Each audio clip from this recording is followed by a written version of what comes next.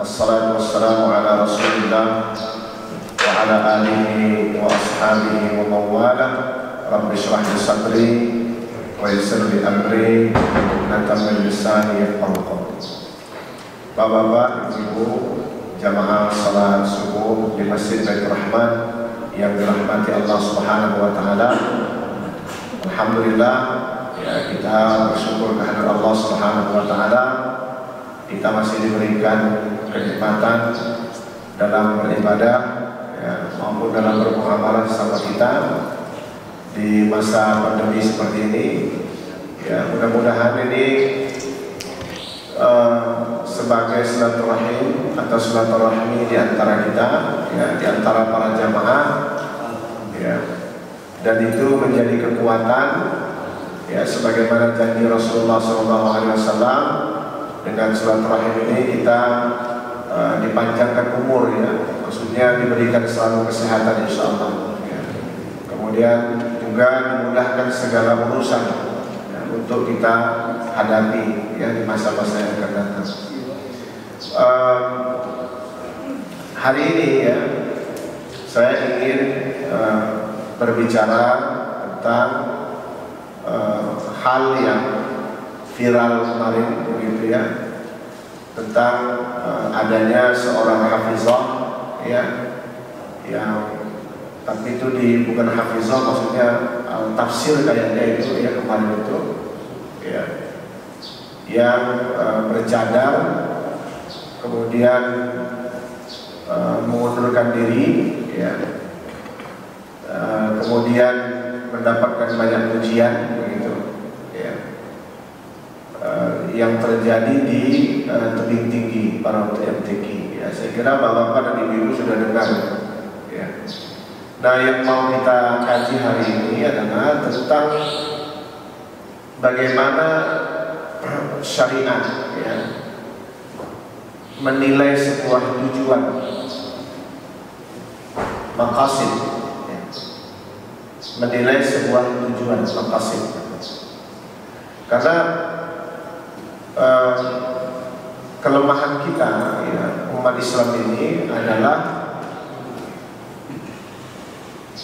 sulitnya untuk menemukan tujuan yang sama, sehingga atau maqasid yang sama, sehingga hal-hal yang seperti kemarin itu atau yang lain-lain itu menjadi konsumsi, ya, bagi orang-orang yang sebenarnya menginginkan satu hal yang tidak baik di dalam tubuh umat Islam ini, ya. Saya perhatikan dari dulu, begitu, ya, dari saya mengisi motivasi, ya, di Indonesia ini dulu, ya, tahun 2000 awal itu kelemahan kita begitu, mencari maqasid, ya, tujuan. Jadi syariat kita ini diturunkan itu punya tujuan. Nah, selalu harus yang dalam pikiran kita bahwa sebagaimana ditulis oleh para ulama tentang tujuan daripada syariat kita itu adalah untuk kemaslahatan, bukan untuk berantem, begitu, bukan untuk permusuhan. Jadi itu sesuatu yang mesti mendatangkan kemaslahatan. Nah, maqasid itu, ya, tujuan syariat itu tidak hanya ditujukan kepada individu tujuannya, tapi tujuannya ditujukan kepada jamaah. Nah, sering kita berbicara, ya, individu mengatasnamakan jamaah. Sering kita berbicara, ya, secara golongan, tapi mengatasnamakan jamaah. Ada sebuah tulisan, ya, di Mesir itu, saya lupa pengarangnya, ada yang disebut dengan Jamaatul Muslimin, ya. Pemikiran, ya, sebuah kelompok, ya, atau jamaah umat Islam itu tidak ya dikotak-kotakkan oleh kelompok-kelompok ya di dalam Islam untuk menuju pada sebuah maqasid. Tapi kadang-kadang ya kita menginginkan kemaslahatan itu ada di pikiran kita, bukan kemaslahatan itu ada di pikiran orang lain. Jamaah itu tidak lagi membicarakan tentang tujuan perorangan, tujuan kelompok, tapi tujuan yang lebih besar daripada itu. Nah, ini kelemahan paling mendasar dari dulu itu, sehingga kemudian umat Islam itu mudah untuk diadu. Itu yang dulu saya katakan teorinya, ya, strateginya Soeharto itu mengalahkan Aceh itu ya begitu. Karena dia tahu bahwa sebenarnya umat Islam itu lebih berpegang dan berpijak kepada kelompok daripada kepada jamaah. Nah, bedanya antara kelompok dengan jamaah itu jauh. Jamaah itu kita semua. Semua yang disebut orang muslim itu namanya jamaah. Baik dia orang yang taat ataupun berdosa besar, itu jamaah. Makanya nanti di dalam teori-teori teologi Asy'ariyah pendosa besar itu pun masih dimasukkan ya ke dalam jamaah umat Islam. Tapi nanti Allah yang akan memberikan hukumannya. Itu dalam teologi-teologi ya yang kita pelajari. Nah, makanya kemudian dengan adanya ya pendapat-pendapat kelompok ini, kita mudah untuk diadu ya. Kemudian seperti kemarin itu masuk televisi begitu viral ya, diwawancarai TV One-nya yang untung, umat Islamnya yang buntung begitu. TV itu yang memviralkan mereka dapat berita yang bagus ya, dengan menyudutkan umat Islam secara tidak langsung, bukan secara langsung, tapi secara tidak langsung. Dan itu yang paling sering terjadi. Nah, itu tidak menggambarkan bahwa kita sebagai jamaah sebenarnya. Tidak menggambarkan. Kan contoh kecilnya jamaah itu kan di masjidnya. Masjid ini saja, bukan masjid ini maksudnya, masjid kita saja di mana-mana begitu. Itu kadang tidak menggambarkan jamaah. Karena yang diinginkan kemaslahatan individu, bukan kemaslahatan seluruhnya. Makanya kenapa ulama-ulama kita pada masa lalu itu kemudian kalau dia dalam satu masjid, yang dia ikuti itu masjidnya, imamnya, bukan dirinya. Itu artinya dia mengikuti jamaah. Kalau kita kan enggak, kita datang ke masjid tapi mengikuti diri kita, bukan mengikuti jamaah. Itu terjadi, itu yang skup yang kecil saja. Nggak usah kita bicara yang besar, apalagi yang seperti viral kemarin itu. Nah, sekarang kita beralih ke masalah hukumnya. Kita mesti paham bahwa maslahat, ya, tujuan daripada syariat itu adalah maslahat, itu adalah kewajiban. Bagaimana cara kita melihat maslahat itu sebagai sebuah kewajiban? Menghilangkan bahaya-bahaya yang datang kepada umat Islam. Itu wajib hukumnya.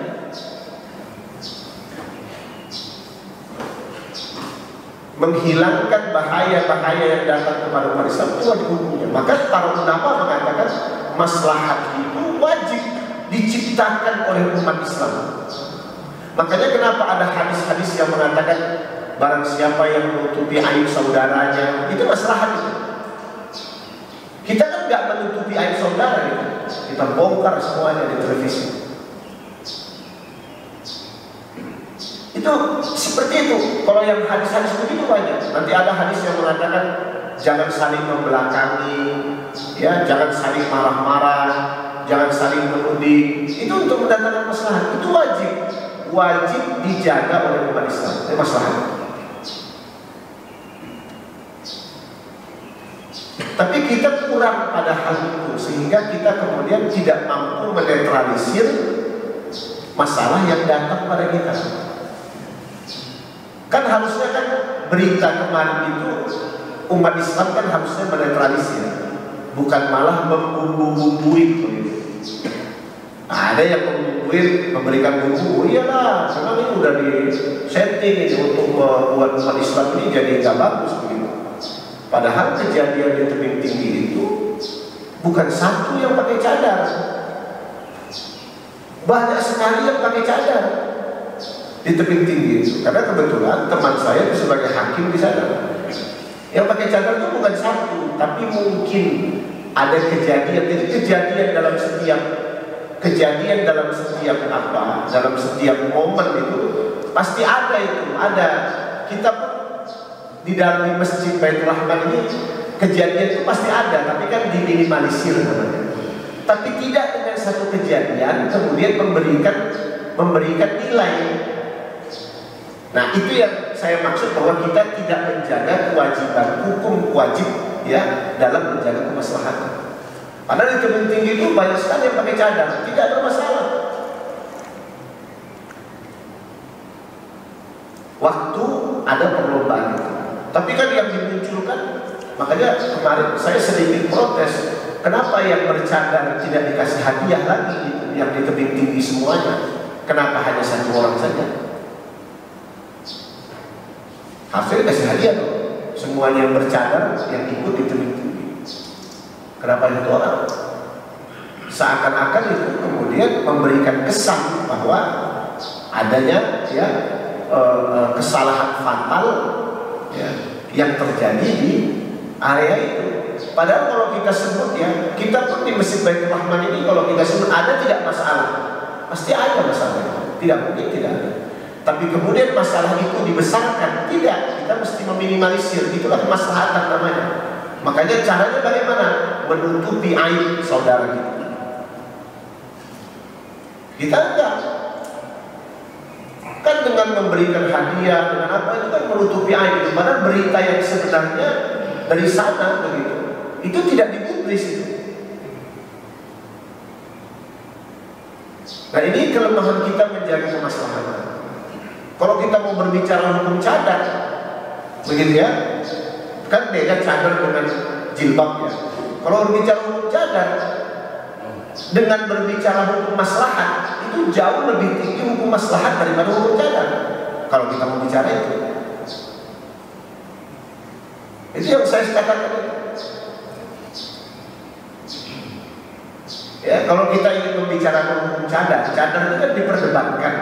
Tapi kalau maslahat itu kan tidak diperdebatkan. Wajib dijaga oleh umat Islam demi persatuan umat Islam. Kalau ada miss ya, komunikasi, ya, itu biasa di dalam sebuah event atau apapun. Nanti ada yang bilang begini, masa juri sekelas juri nasional masa masih salah? Ya, nanti kalau kita balik ya, bapak-bapak ini udah berapa tahun jadi bapak-bapak, masih salah atau enggak kira-kira? Itu kan kalau kita ingin melihat sebuah kasus gitu, jangan kita memberikan penilaian itu. Berarti kalau bapak-bapak yang sudah sekian tahun jadi bapak-bapak masih salah, berarti nggak profesional jadi bapak-bapak begitu. Bahasanya kan begitu mestinya. Tapi kita selalu memandang diri kita untuk orang lain. Itu yang selalu kita maksud.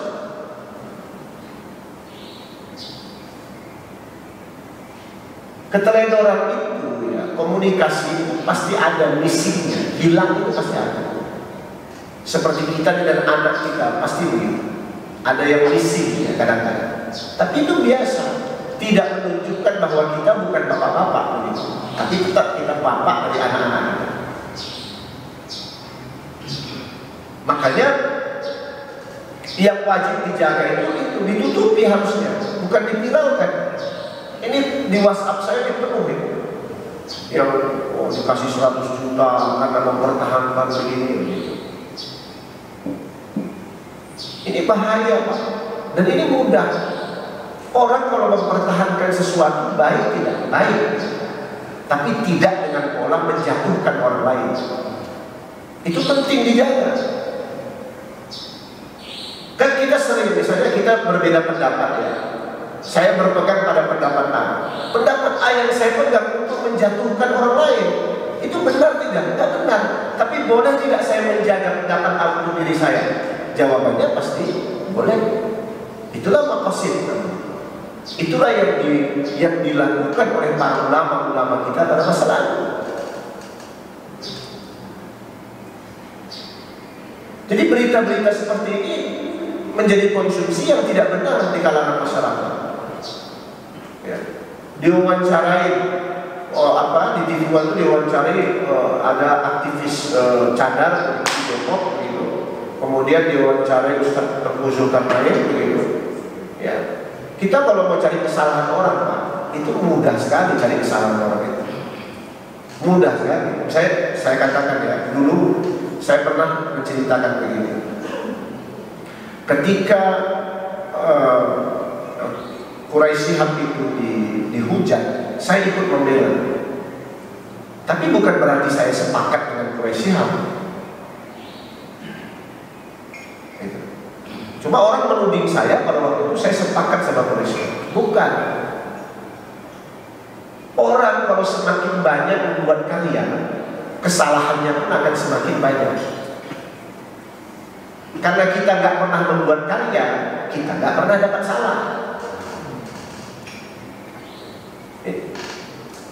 Saya contohkan ya, berkali-kali saya contohkan. Ibnu Katsir itu di dalam tafsirnya ada Israiliyatnya, cerita-cerita bohongnya ada. Tapi kita betul-betul mengapresiasi Ibnu Katsir dengan segala yang dia tulis, karena pada masanya mungkin hanya segitu pengetahuannya, atau hanya segitu dia sebagai seorang ulama pada waktu itu. Boleh jadi setelahnya ada ulama-ulama yang sangat pintar mampu mengkritik dia. Tapi kan tidak boleh kemudian menciderai Ibnu Katsir. At-Tabari misalnya, tafsir At-Tabari itu banyak sekali hadis-hadis dhaifnya. Terus apa kemudian kita nggak pakai tafsir At-Tabari? Tidak. Tetap kita pakai, kita hormati, kita apresiasi sebagai seorang ulama besar yang sudah menuliskan banyak ilmu. Kesalahannya pasti ada, tapi jangan dibesar-besarkan. Walaupun besar kesalahannya, saya contohkan cerita Israiliyat di Ibnu Katsir itu besar itu. Kalau mau kita bilang besar itu ceritanya, tapi tidak dibesar-besarkan. Sama dengan kasusnya Quraisy Shihab menyatakan jilbab tidak wajib, sama ada besar juga kasusnya. Tapi seharusnya kita nggak membesarkan itu, tapi kita nggak mengambil itu gitu. Cuma dalam pikiran kita ingin bahwa orang itu sama dengan kita, sehingga kemudian kita menjatuhkan orang itu secara tidak sengaja. Sama yang kemarin juga sama. Ketika diwawancari Tengku Zulkarnain, oh ini keteledoran. Kalau kita bilang Ustaz Tengku nggak pernah teledor jadi manusia, ini kan nggak benar cara kita melihat. Artinya bahwa ya kita ya ulama-ulamanya atau ustaz-ustaz ini atau bapak-bapak ini mestinya kita melakukan hal yang benar dalam hal ini. Itu yang sering saya maksud. Kalau berpegang pada apa yang kita pilih itu wajib, karena tidak boleh kita tidak berpegang.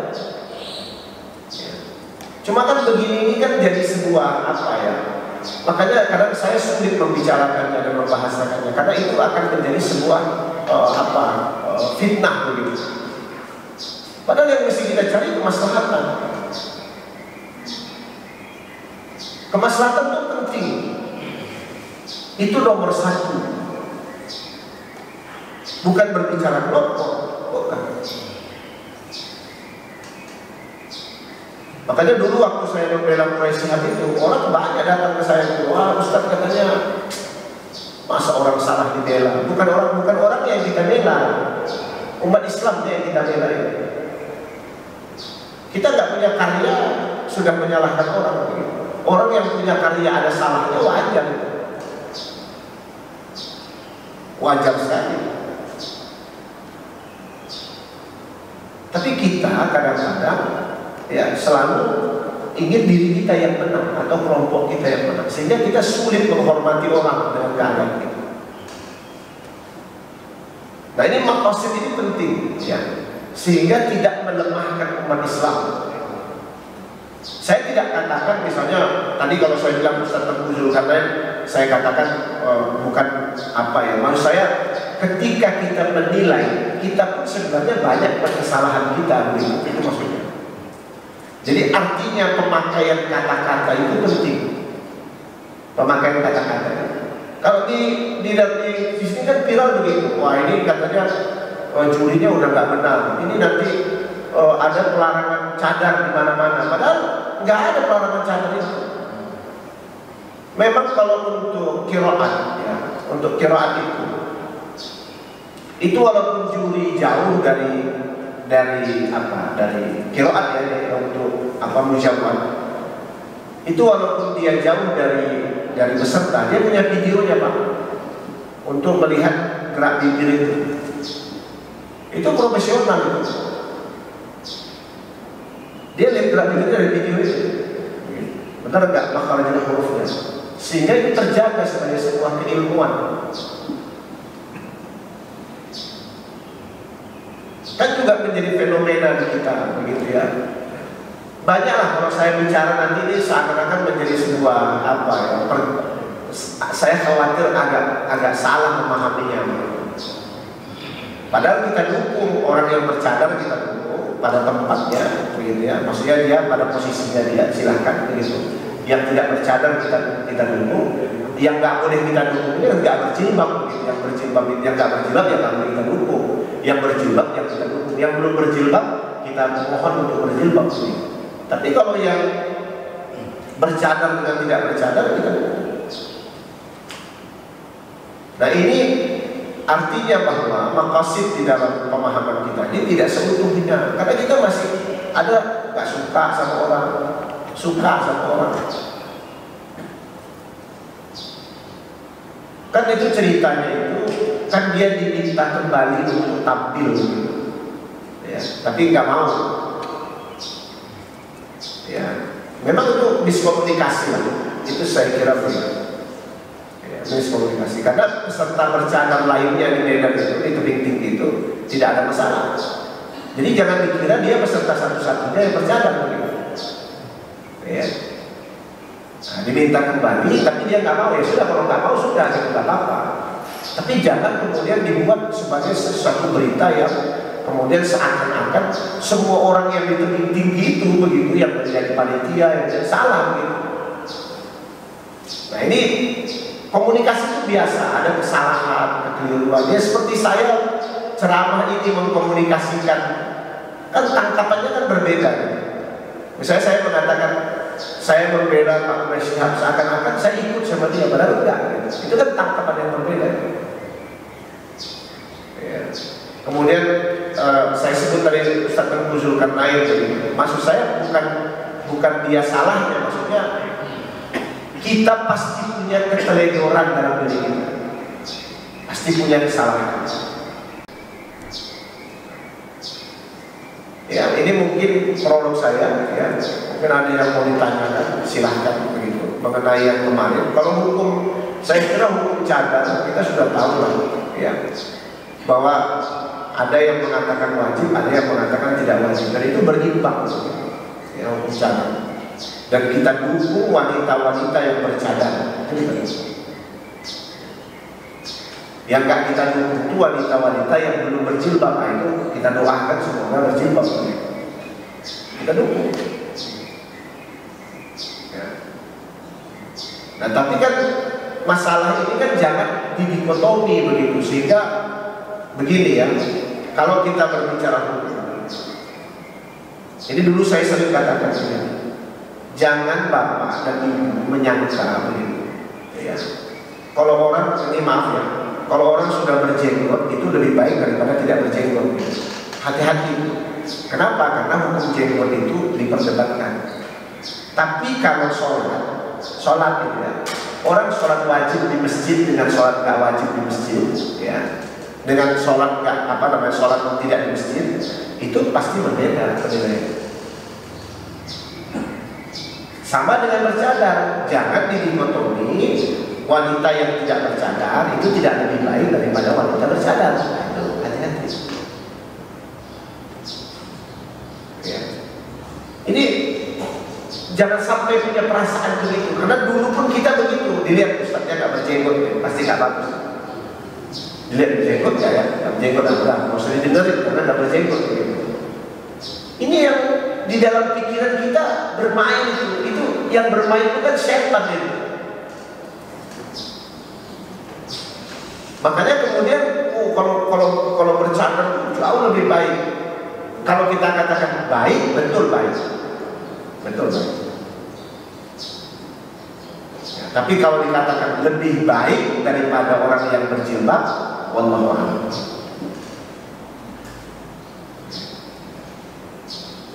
Tapi kalau saya sebut begini nih, gitu, ya, kalau nanti rekaman di keluar, gitu, oh, semua ada ustaz bersemuler, kan bahaya itu. Ya, saya dulu pernah mendaftar sebagai dosen. Itu ditanya, murabbinya siapa Pak? Saya bilang ayah saya lah murabbinya. Gara-gara murabbi, saya nggak diterima jadi dosen. Terus saya bilang, apa bedanya murabbi dengan gak murabbi yang disebutkan atau yang dimaksudkan dengan Anda? Apa bedanya? Kalau pakai murabbi terus jauh lebih baik. Kalau ayah saya jadi murabbinya bagaimana? Harus pakai murabbinya harus pakai sebelah ini ya kan bisa. Ayah saya juga seorang murabbi. Buktinya saya bisa sekolah, ya, bisa belajar agama, murabbi yang baik. Tapi kita kan nggak boleh menyatakan bahwa kalau misalnya murabbinya bukan dari kami berarti nggak diterima begitu. Itu tahun 2000 awal, 2001 atau 2002 saya lupa. Saya begitu, itu dulu saya kira itu sudah hilang gitu perasaan-perasaan itu. Tapi muncul dengan kasus-kasus lain ternyata. Tapi persislah kasusnya begitu-begitu. Sehingga kita ya terkotak-kotak dengan hal-hal seperti itu. Saya heran, kenapa masih ada pertanyaan? Sama seperti sama santri saya bilang. Sekarang ini kalau kita masih penyakit kulit datang sama kita, udah nggak zamannya saya bilang. Kalau masih panuan, masih kudisan itu nggak zamannya sekarang. Penyakit itu udah keren-keren namanya COVID-19 gitu. Ini kok masih kudisan gitu. Jadi pesantren itu harusnya udah hilang kudisan itu, udah nggak ada lagi maksudnya. Karena itu penyakit zaman dulu itu. Gitu. Harusnya umat Islam udah lebih berpikir maju gitu kira-kira ya. Tapi kan ini kita masih berpikir pada lokal saja. Nah ini yang kita tidak mengharapkan ya. Maslahat itu kan luas kan. Yang di sini kita tutupi, sini kita tutupi. Itu adalah orang Islam sama-sama Islam. Belum tahu juga kita yang masuk surga siapa duluan. Itu permasalahan banyak ya di kita itu. Makanya dalam memposisikan ini jangan melihat. Saya sering bilang ada orang beda rupa dan beda gaya. Kadang-kadang karena gaya, ya, style begitu. Seakan-akan yang stylenya itu menurut kita baik, begitu, kita anggap yang selain kita tidak baik. Padahal itu hanya style kita.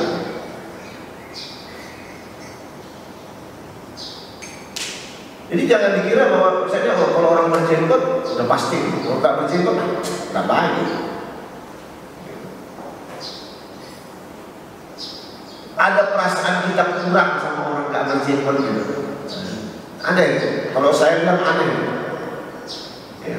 Saya banyak menemukan orang-orang alim dahulu yang tidak berjenggot.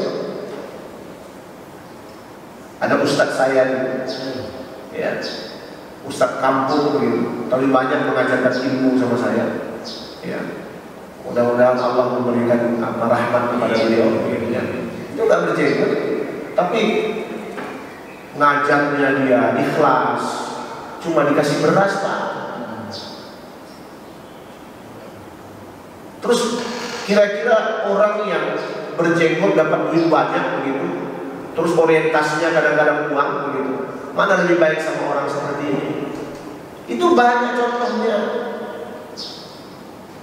Makanya dulu saya agak sedikit keras protesnya ketika ada orang mendikotomi ini ulama NU, ini bukan ulama NU. Kalau NU itu ulamanya, dia merokok, betul memang tidak baik. Ya, saya sepakat.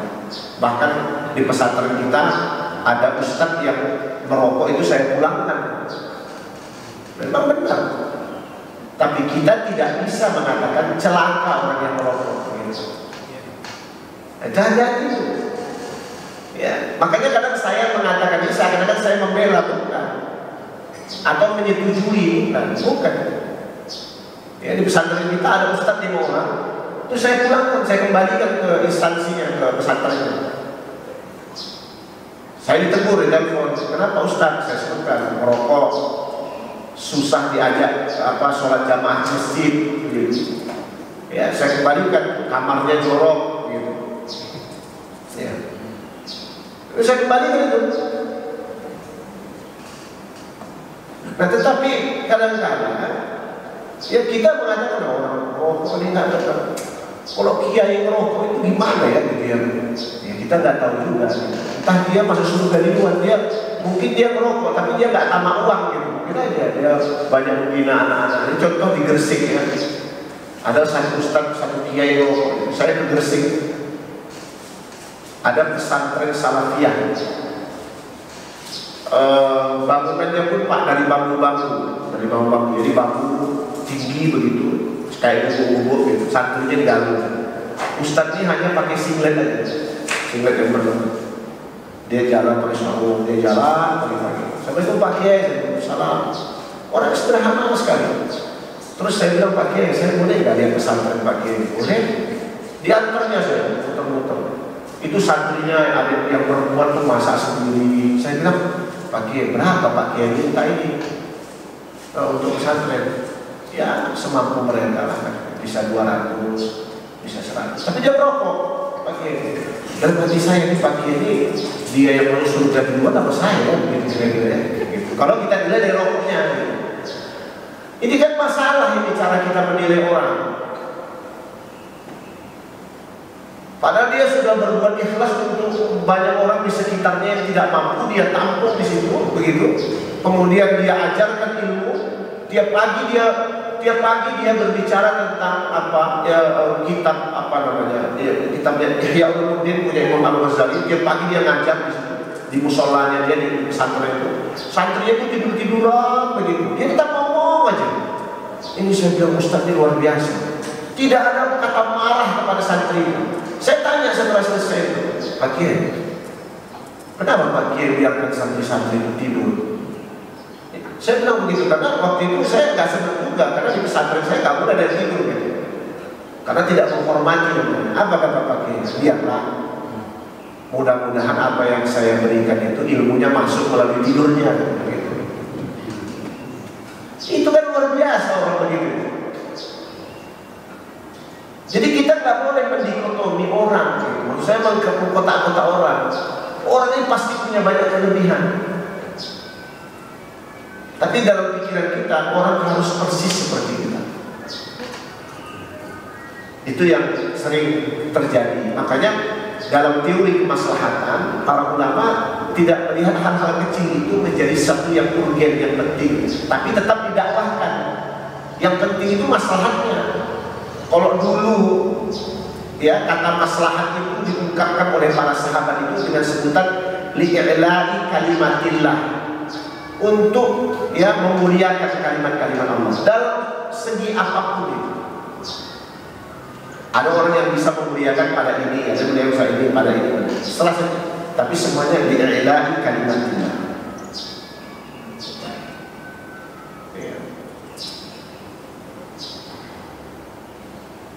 Jadi jangan dikira bahwa kalau kita melihat ini kita protes ya, perlu ya protes ini.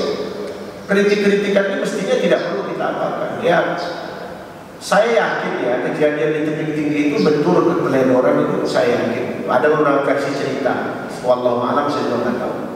Jadi diceritakan itu bahwa setiap peserta, ya misalnya 01 dipanggil 01. 02 itu masuk ke ruang tunggu. Nah, di ruang tunggu itulah kemudian diperiksa kalau perlu diperiksa. Nah, ini versi yang pertama nih. Nah, menurut versi yang pertama ini akhwat yang bercadar ini tidak masuk ke ruang tunggu, langsung dari bawah ke atas ke panggung. Maka ditegur. Ketika panitia menegur, terus kemudian nggak diindahkan, hakim yang menegur. Itu versi yang pertama. Ya. Versi yang kedua bahwa dia sudah mengikuti prosedur itu. Itulah yang kita nggak tahu. Wallahu a'lam. Assalamualaikum Ustaz. Ya, silahkan. Jadi mengenai kemaslahatan umat ini, sebenarnya kita pernah kita mengalami hal yang seperti itu secara garis besar. Waktu Gus Dur mencalonkan jadi presiden, apakah saya bertanya sama Ustaz apakah yang Muhammadiyah juga memilih Gus Dur atau tidak? Ya. Toh orang-orang Muhammadiyah, orang-orang yang selain dari NU juga mungkin pasti memilih Gus Dur. Itulah kemaslahatan. Jadi lebih bagus karena Gus Dur itu orang Islam, ya kita pilihlah Gus Dur meskipun kelompoknya lain daripada kelompok Gus Dur. Itulah kemaslahatan. Nah, itu pernah mengalami hal yang seperti itu. Begitu pula ketika Amin Rais jadi ketua MPR, itu Gus Dur dan sebagainya itu juga akhirnya menyetujui gitu segala macam. Jadi hanya dalam hal-hal yang ke bawah seperti hal teknis seperti tadi, hal yang kecil, hal-hal yang merokok, yang tidur, yang berjilbab, yang pakai itu sering dimunculkan dan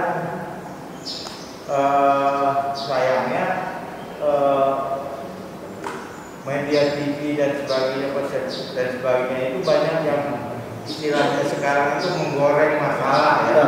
Jadi muncul masalah yang lebih tajam padahal itu tidak penting. Akhirnya jadi penting. Nah, bagaimana menurut Ustaz supaya kita ini berjamaah yang hakiki gitu, yang berjamaah yang sebenar-benarnya. Jadi hilangkanlah hal-hal yang kecil yang menonjolkan kelompok itu bagaimana caranya gitu. Apa harus mulai dari pesantren atau mulai dari mana begitu? Ya, terima kasih ya. Saya dari dulu sudah bilang bahwa kebanyakan perseteruan umat Islam ini terjadi, tapi diminta maaf ya, itu datangnya lebih banyak dari ustaz-ustaz. Tapi diminta maaf ya, karena ustaz yang membentuk opini, ya, ustaz yang membentuk opini. Makanya kita sarankan kepada para ulama-ulama yang disebut ulama lah misalnya ya, yang di MUI di mana-mana itu, kalau diwawancarai di televisi itu mestinya memberikan jalan tengah begitu. Ya sudahlah, ini kan komunikasi saja. Begitu mestinya itu. Jangan pakai bertahan dengan sendiri-sendiri. Itu saya perhatikan, kan saya nonton itu di TV One itu dari YouTube ya. Itu panitianya sudah minta maaf bahwa mengatakan dia miskomunikasi dan minta maaf dan sebagainya. Maksudnya dengan begitu sudah di situ kita clearkan bahwa itu nggak usah lagi diperpanjang. Saya sampai berkali-kali ini berdebat dengan teman saya bilang, ngapain kamu perpanjang masalah ini? Tuh lihat katanya, Saudi kasih sekian, ada yang kasih sekian, nggak perlu dibesarkan. Ya itu dari rezeki dia, tapi nggak perlu dibesarkan seakan-akan itu memojokkan orang lain. Itu nggak benar kan? Ya rezeki dia, sudah dia dapat duit itu rezeki dia. Tapi jangan dengan dapat duit itu seakan-akan dia kemudian betul-betul membela gitu. orang yang lainnya banyak bercadar, bukan dia saja. Apa yang lainnya nggak dihitung sebagai orang yang membela atau wanita yang membela. Nah inilah hal-hal kecil yang sebenarnya harus dinetralisir. Saya sering bilang sama santri-santri saya, kalau hal-hal kecil tidak bisa kalian netralisir, bagaimana kalian menjadi pemimpin besar? Ya, yang insya Allah nanti tahfiz Quran kita buka insya Allah di sini, gitu ya. Kita akan samakan nanti dengan Darus Sofa, ya. Nanti saya akan, tadi malam saya juga sudah kasih arahan sama anak-anak santri saya. Saya katakan sama santri, karena ternyata ada di pikiran orang tua sekarang ini Pak, ya Ibu ya, di pikiran orang tua itu ada pikiran begini, anakku cukuplah jadi hafiz begitu. Padahal saya bilang hafiz Quran itu atau menghafal Quran atau menjadi seorang penghafal Quran itu kebutuhan untuk menangkap ilmu-ilmu yang lain. Nanti di sini akan kita buat itu, ya, bahwa kita akan memberikan santri-santri ini ilmu-ilmu yang lain selain dia juga belajar tentang hafalan Qurannya, ya. Dan sudah saya setting, saya nanti mau minta foto-foto dalamnya begitu untuk buat brosur itu, untuk buat brosur, tulisan-tulisannya sudah, ya, tinggal foto-foto dalamnya saya lupa. Supaya tidak jadi brosur kalau nanti insya Allah mau dijalankan, ya, karena kita di masa pandemi seperti ini, ya, tetap, ya, ilmu itu mesti datang begitu, mesti ada begitu, mesti kita pelajari, tetapi dengan protokol, ya, kesehatan yang jelas. Jadi kalau tahfiz Quran ini nanti kita buat, kita akan katakan sama anak-anak kita bahwa kalian ini adalah orang-orang yang nanti ke depannya mampu menetralisir masalah-masalah, bukan orang yang membuat masalah lagi. Jadi mendiamkan sebuah masalah kecil itu nggak apa-apa, tapi kalau kita buat itu masalah kecil jadi besar, itu akan berbahaya. Makanya anak-anak kita itu, ya, kalau di dalam sofa saya katakan, ya, jangan berpikiran kecil. Itu kan salah satu daripada kekalahan, ya, umat Islam. Itu dijelaskan dalam Al-Quran itu bahwa kita selalu suka berkeluh kesah. Ya, sama di televisi itu kan berkeluh kesah. Oh iyalah orang bercadar begini kan gitu. Terus kemudian itu berkeluh kesah. Gak usah, itu gak penting. Sedangkan pekerjaan kita membangkitkan ekonomi umat ini itu jauh lebih besar, gitu, ya, yang kita butuhkan daripada hal-hal yang perdebatan seperti itu, ya. Makanya kepada santri saya bilang begitu. Nanti di sini pun insya Allah mudah-mudahan kita buat programnya, ya. Jadi santri-santri ini sama dengan seperti di dalam sofa, tidak boleh keluar lingkungan, ya, tidak boleh keluar pesantren, begitu di pesantren. Kalau di sini sudah kita rencanakan itu mereka hanya boleh di area sini saja sampai ke tempat lapangan belakang begitu kalau itu dibutuhkan begitu. Nah, tapi mereka hanya belajar di sini saja, di tempat belajarnya di kebetulan ini kan sudah dibangun luar biasa mewah begitu. Nah, itu kelasnya di sini, ya, di ujung ini di teras gitu. Terus kemudian pesantren ini nanti, ya, pesantren yang mengkombinasikan antara hafalan Quran dengan pembelajaran umum. Walaupun mungkin muridnya tidak banyak, karena kalau kecukupan muridnya hanya 12, kemarin saya mikir-mikir berarti kelas 1-nya 4 orang, kelas 2-nya 4 orang, kelas 3-nya 4 orang gitu. Nanti kita panggil relawan-relawan banyak, termasuk bapak-bapak ini yang punya ilmu banyak, ibu-ibu yang punya ilmu banyak, yang lulusan universitas ternama di Indonesia, bisa menyumbangkan ilmunya gitu. Selain mereka hafal Quran, menghilangkan image, ya, karena umat Islam ini sekarang sudah mulai mengecilkan ilmu, mengkotak-kotakkan. Wah, aku cukup jadi ini, aku cukup jadi ini. Sebenarnya ulama kita dulu nggak ilmunya banyak sekali, luas gitu. Dasarnya adalah hafal Quran, ya. Jadi dengan hafal Quran mereka mau jadi ahli tafsir bisa, mau jadi ahli hukum bisa, mau jadi dokter bisa, mau jadi apa saja bisa, boleh, ya, tidak apa. Nah, jadi di dalam ini, ya, dalam pesantren ini nanti kita tumbuhkan itu. Dan kita ingin supaya bapak-bapak dan ibu-ibu, ya, anak-anaknya itu yang sudah belajar umum di luar, cobalah diminta untuk atau dipaksa di tanda kutip begitu untuk menghafal Quran. Di tempat kita pun ya ustaz-ustaz itu saya wajibkan hafal Quran. Itu makanya kenapa ada 5 orang ustaz yang tidak tahan bersama kita karena melanggar, karena ada aturan mendasar yang kita tidak boleh, nggak boleh merokok. Itu nggak boleh. Saya bilang pesantren ini haram merokok. Terserah kalian kalau nanti sudah selesai dari sini, kalian mau merokok di luar terserah kalian. Tapi di sini haram merokok. Karena saya didebatkan nggak haram ustaz katanya. Di sini haram. Mau apa? Ya nggak bisa. Terserah saya sebenarnya. Saya pimpinannya. Sini haram merokok. Nggak ada perdebatan. Terus di sini wajib sholat wajib 5 waktu ke masjid. Nggak ada perdebatan. Kalau nggak mau ikut nggak usah. Kecuali ada usul. Akhirnya mereka nggak mampu. Kemudian saya suruh pulang. Kalian nggak bisa.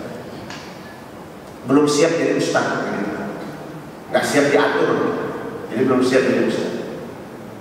Nah di sini pun nanti gitu, ustaz tidak boleh misalnya mengabaikan protokol COVID, terus kemudian dia tetap mengawasi anak-anak seperti dalam sofa gitu. Sama, jadi anak-anak ini belajar dari mulai pagi sampai zuhur, setelah zuhur ngafal Quran, setelah istirahat sebentar ngafal Quran, nanti habis asar mereka olahraga, kalau ada tenis meja di meja, habis maghrib mereka masuk lagi ke masjid, kemudian mengulang-ulang pelajaran yang pagi sampai isya, dari habis isya mereka ngafal Quran lagi, habis subuh mereka ngafal Quran lagi. Karena di sini tidak ada qiyamul lail, maka anak-anak itu kemungkinan juga tidak kita bebankan qiyamul lail. Jadi kalau 4:30 subuh, jam 4 sudah kita bangun, siap-siap datang ke masjid. Insya Allah seperti itu. Ya. Mudah-mudahan ini bisa jadi inspirasi untuk anak-anaknya. Anak-anaknya juga anak-anak bapak-bapak dan ibu-ibu dan didatangkan kemari, didaftarkan kemari karena kita buat program hari Sabtu dan Minggu nanti untuk anak-anak di sini. Nanti kita buat Qurannya itu ada Quran namanya Quran Al-Hufaz ya, yang saya seleksi dari beberapa Quran yang saya anggap ya, maksudnya ini opini saya ya, pendapat saya pribadi. Menurut saya Quran Al-Hufaz ini baik karena dia ada warnanya. Satu hari 5 waktu menghafal 5 kali begitu. Ya, itu ada. Itu nanti kita bagikan seperti anak-anak bapak-bapak dan ibu-ibu yang di luar pun bisa menghafal di rumah. Kita berikan target kecil-kecilan ya, yang mudah-mudahan mereka bisa setorannya pada hari Sabtu dan hari Ahad. Dan saya mohon dukungannya. Ya, mungkin bisa saja kita mulai dari anak-anak kita yang ada di sini. Ya, kita mulai dari situ. Mudah-mudahan dengan mereka mau menghafal Quran, ya, mudah-mudahan tercipta seperti yang didoakan imam kita tadi. Allahumma ja'al hadzal balada aminan mutma'inna. Begitu ya. Jadi negara yang aman, negara yang tenang begitu. Karena orang-orangnya semua tunduk pada agama. Itu insya Allah seperti itu. Ya.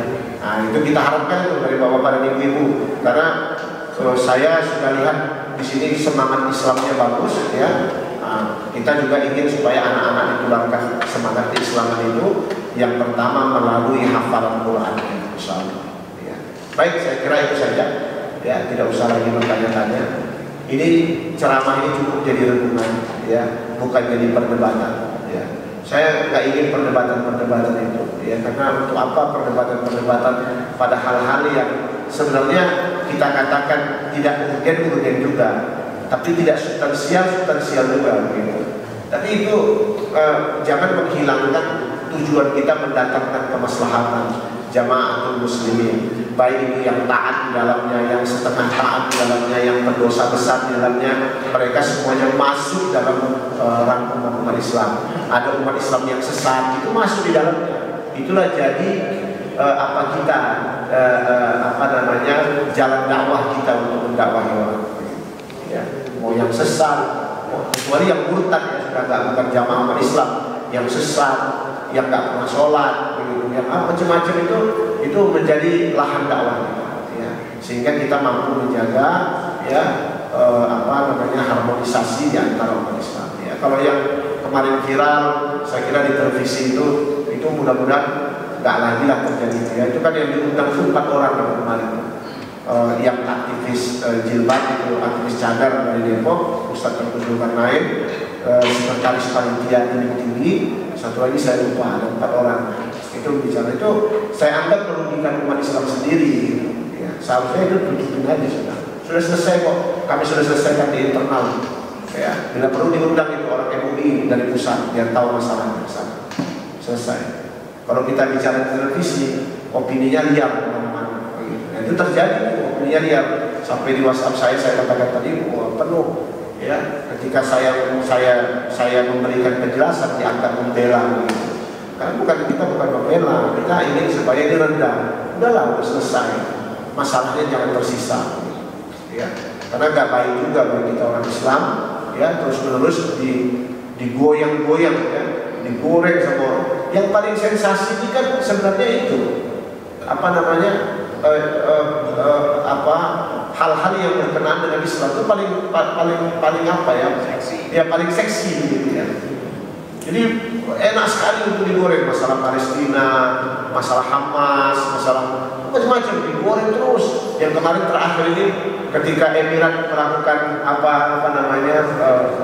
hubungan bilateral ya, perdamaian dengan Israel begitu, luar biasa digoreng terus. Ya. Dan wallahu a'lam kita ya berdoa mudah-mudahan hal-hal yang baik akan terwujud di masa yang akan datang. Banyak sekali Indonesia ini apalagi sudah termasuk yang mudah sekali kita digoreng dengan anggota. Ini di grup saya aja begitu tuh, lihat 212, karena 212 itu baik juga, bagus juga. Ya sudah biarkan mereka bergerak, ya 212 bergerak pada posisinya, yang lain bergerak pada posisi. Seperti tadi Muhammadiyah, NU bergerak pada posisinya. Ketika orang NU yang maju kita dorong, gitu. Ketika orang Muhammadiyah maju kita dorong. Gitu. Kita bergerak. Ketika orang Persis maju kita dorong. Gitu. Ya. Bahkan saya datang ke Garut, ya di Garut kan Persis kebanyakan. Ada satu wilayah yang NU gitu. Itu sangat harmonis saya perhatikan, bagus saja. Jadi misalnya hal-hal yang terjadi di Jawa Timur yang bulan lalu saya ceramah di sini itu kan karena dipanas-panas terus gitu. Kita mau gitu, nah itu masalahnya. Jadi jangan mau kita dipanas-panas terus. Termasuk oknum-oknum yang berada di lapangan. Mudah-mudahan kita bisa menemukan tensi diri kita. Akhirul kalam, saya mohon maaf dengan segala ungkapan saya. Ya, mudah-mudahan ini menjadi ibrah bagi kita semua. Ya, kita tutup dengan doa kafaratul majlis. Subhanallah walhamdulillah, subhanallah, wassallallahu ala Muhammadin wa ala alihi wa sahbihi wasallam. Walhamdulillahirabbil alamin. Assalamualaikum warahmatullahi wabarakatuh.